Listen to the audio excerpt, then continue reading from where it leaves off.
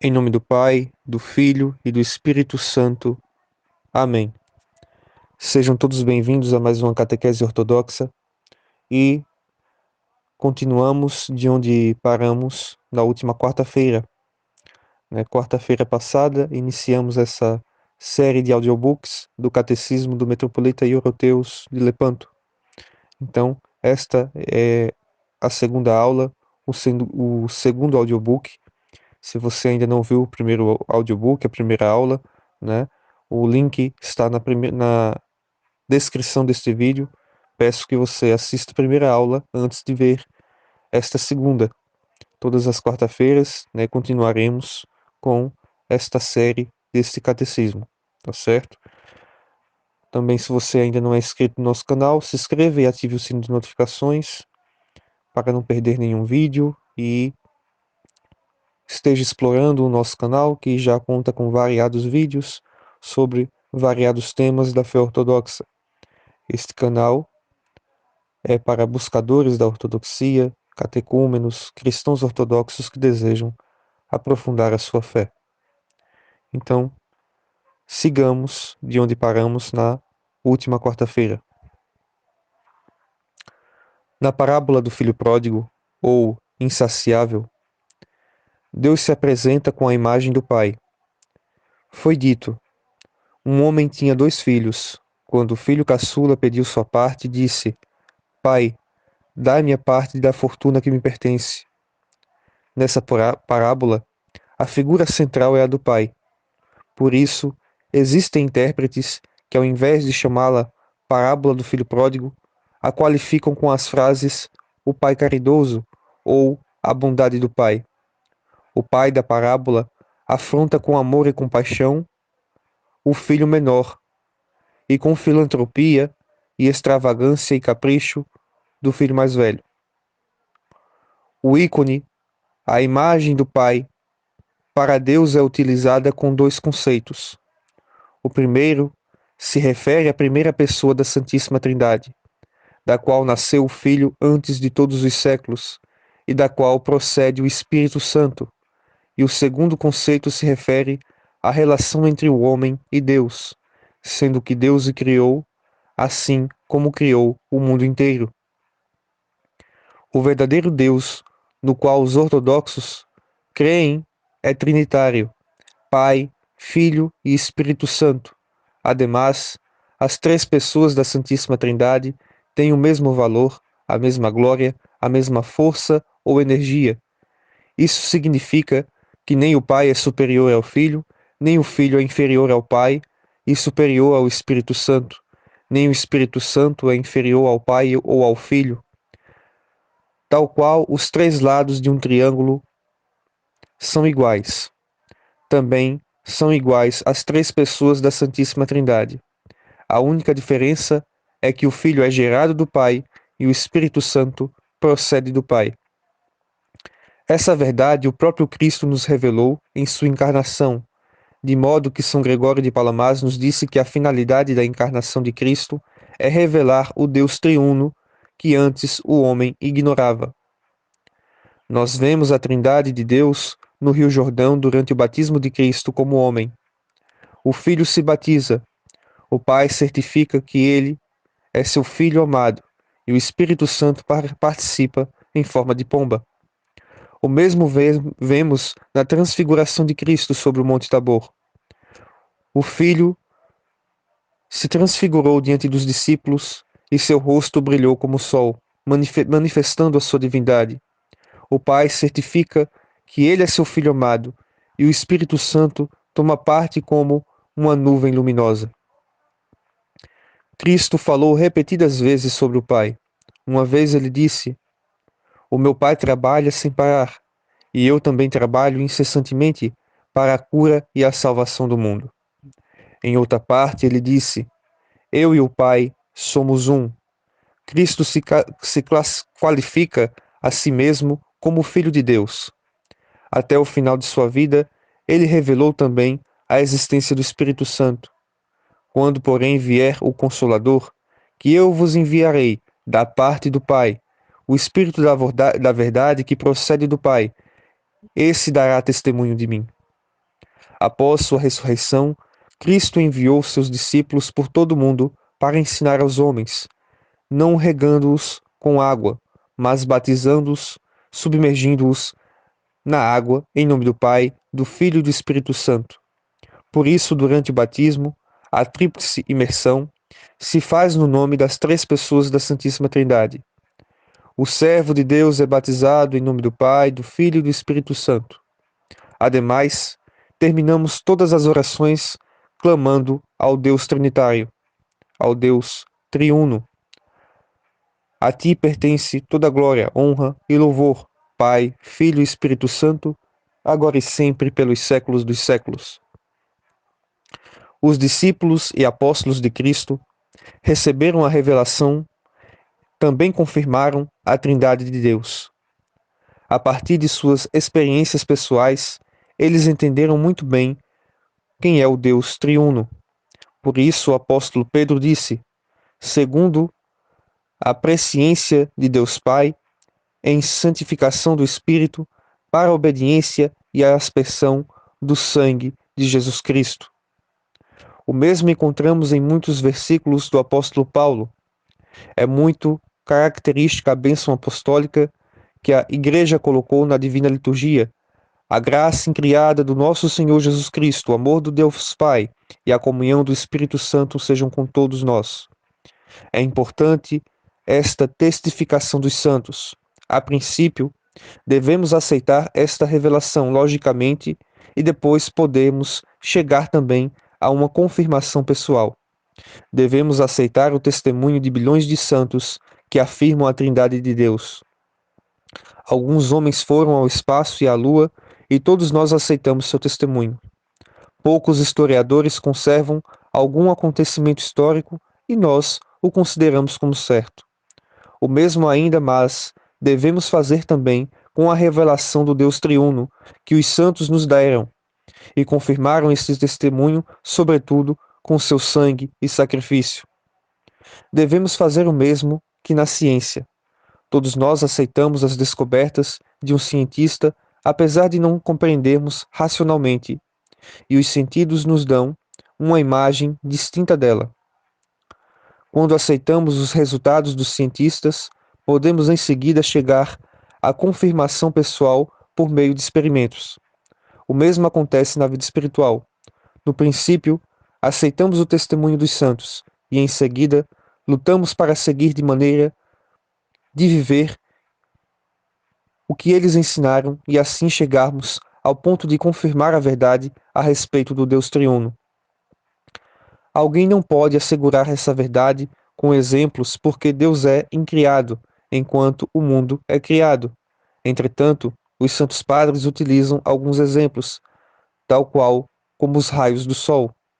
Também os três sóis têm o mesmo esplendor, embora se trate de sóis distintos. Assim, as pessoas da Trindade têm qualidades pessoais, mas elas têm o mesmo esplendor, e as três pessoas são também Deus, o mesmo Deus. A melhor confirmação e demonstração da existência do Deus triuno é tratar-se da alma, curar-se, purificar-se das paixões. Então a graça incriada de Deus vem ao coração curado e limpo, e o homem alcança o conhecimento do Deus triuno. Assim, o homem se converte na residência do Deus triuno, e Deus se faz inquilino do homem.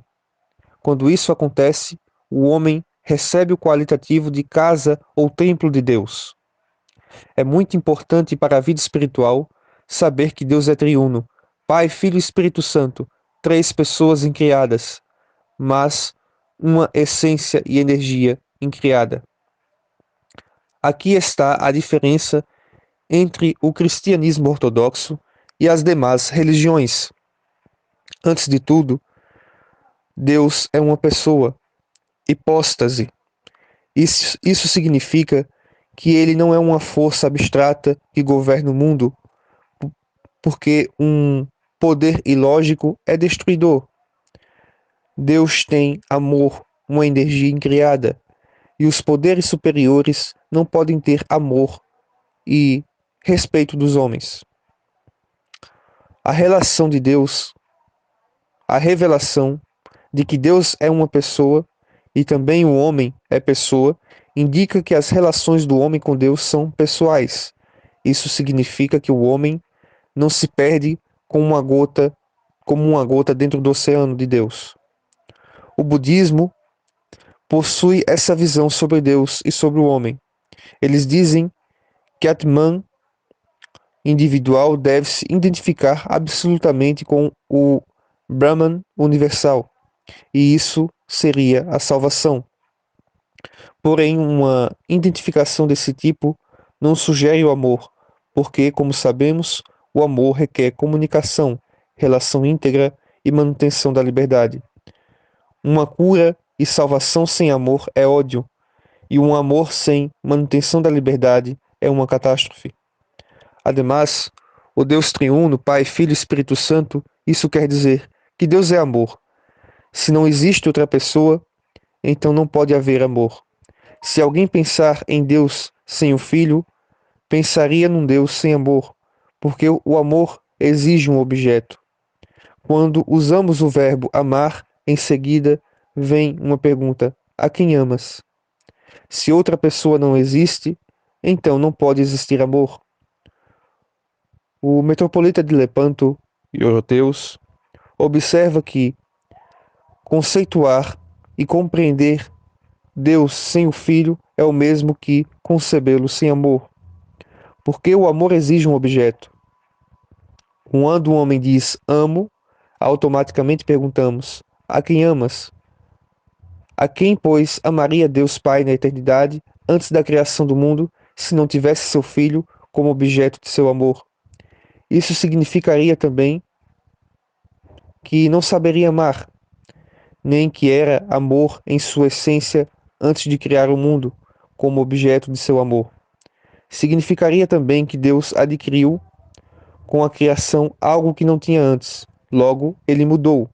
Mas isso não é lógico nem sentido algum, e ainda contrário à divina escritura, na qual desde os céus foi testificado de que em Deus não há mudança nem sombra de variação.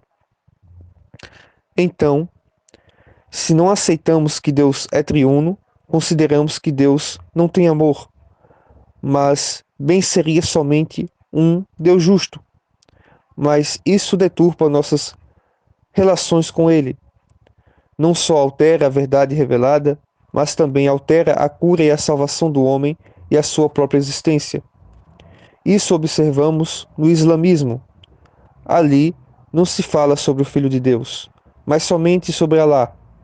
Por isso, nas relações do homem com Alá não há amor, somente a justiça e a misericórdia. O bispo Nicolau de Arizda observa em relação a isso. Apesar de ser uma grande religião dentro das religiões, o Islã de maneira alguma pode aceitar o Deus como divina trindade. O Corão ridiculariza esse ensino. Na parede da mesquita de Omar, em Jerusalém, está escrita a seguinte frase: Fiéis, sabei que Alá não tem filho. Como nesta religião Deus não tem filho, exatamente por isso, em nenhuma parte o Corão fala sobre o amor de Deus, mas somente da justiça divina e da misericórdia. Isso claramente corrompe toda a vida do homem, porque o amor de alguém só a si mesmo não é amor, mas sim egoísmo e egolatria. Por essa razão, Maomé não relaciona o amor em relação a Alá, seu Deus, mas somente sua justiça e misericórdia. Os idólatras da antiguidade criam em muitos deuses, mas esses deuses estavam possuídos de paixões e debilidades humanas. Os deuses que se unem às guerras e ao ódio podem curar e salvar o homem, e por isso, por não poderem salvar, são ídolos, autoenganos e alucinações. Sublinhamos novamente o metropolita Nicolau de Aírios. No mundo, idolatria existia. A fé na Trindade No mundo idólatra existia a fé na Trindade, mas não na Santíssima e Única Trindade. Os hindus criam e creem até hoje no Trimurti, ou seja, nos sublimes deuses chamados Vishnu, Brahma e Shiva, dos quais o último é o diabo, que destrói tudo aquilo que os primeiros criam. Os egípcios também criam em três deidades com amor carnal como uma família, de Osíris, de Ísis, que nasceu o filho Horus, que matou Osíris e assim dissolveu esta boda bestial.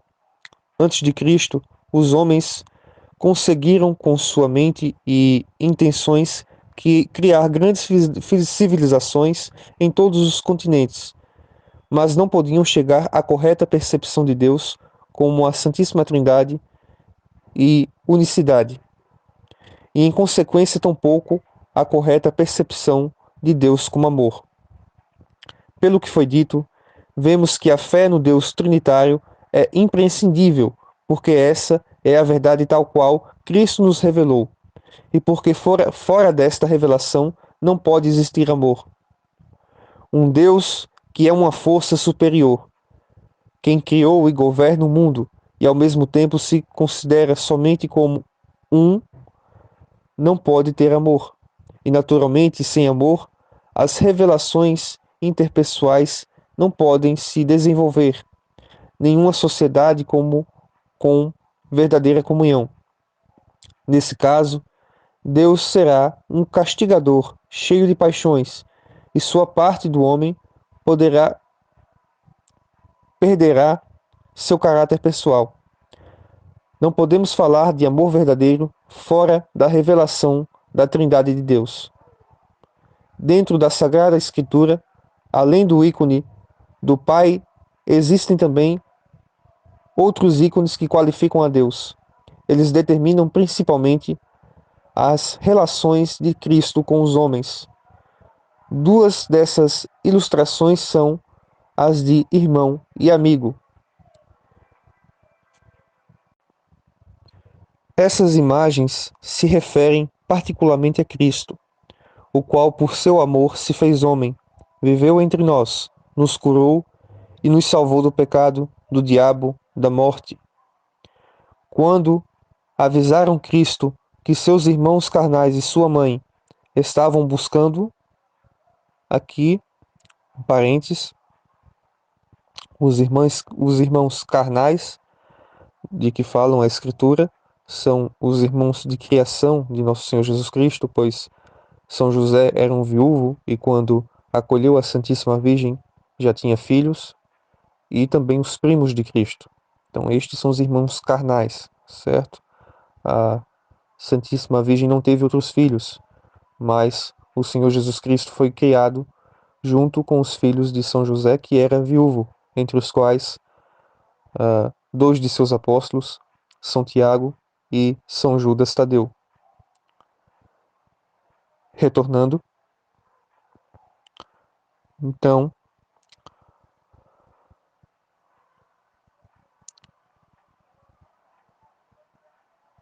eis aqui minha mãe e meus irmãos, porque qualquer que fizer a vontade de meu Pai Celestial, este é meu irmão, minha irmã e minha mãe.